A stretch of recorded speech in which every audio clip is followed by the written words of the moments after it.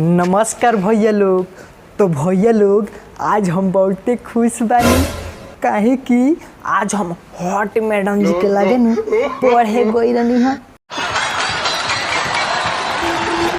तो भैया लोग जब हम हॉट मैडम जी के लगे गई नु तो हमार पसीना पसीना छूट गए।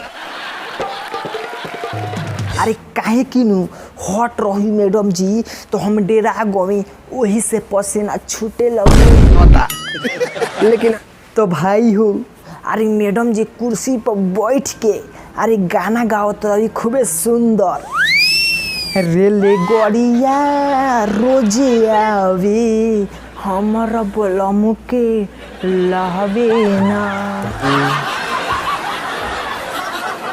तो भाई हो जब हॉट मैडम जी के हम गोड़ लगमी नु तो मैडम जी कहतारी अरे तुम खुश रहो तुम्हारा जल्दी शादी हो जाए।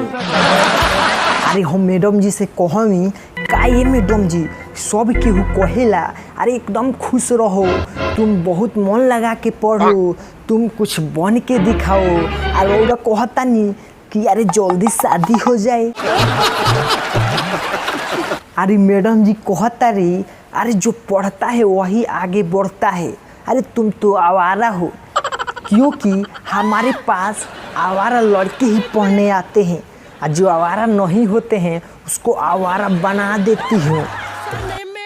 लेके घूम रहा है। तो भाई हो अरे मैडम जी से हम कहता नहीं ए मैडम जी और औरत एकदम हॉट लागता नहीं।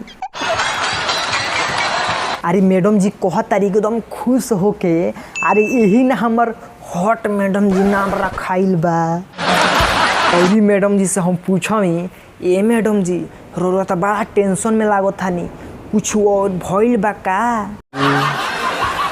तो मैडम जी एकदम दुख वाला कहानी सुना के या कहता रही अरे काल जोनी पढ़े आव हमारा तू घरे आव। तो हम कहवी अरे का मैडम जी हमारा से का बात बा अरे पार्टी वार्टी देम ना नु। तो हमसे कहता रही मैडम जी अरे ना बकलोल अरे घर के तनी साफ सफाई करे के बा काहे कि हमार पतिदेव बड़ा ढेर दिन पर बाहर से आवता रे। अरे कुछ लिया ली तो 2 टाफी दे दे खा ली हो।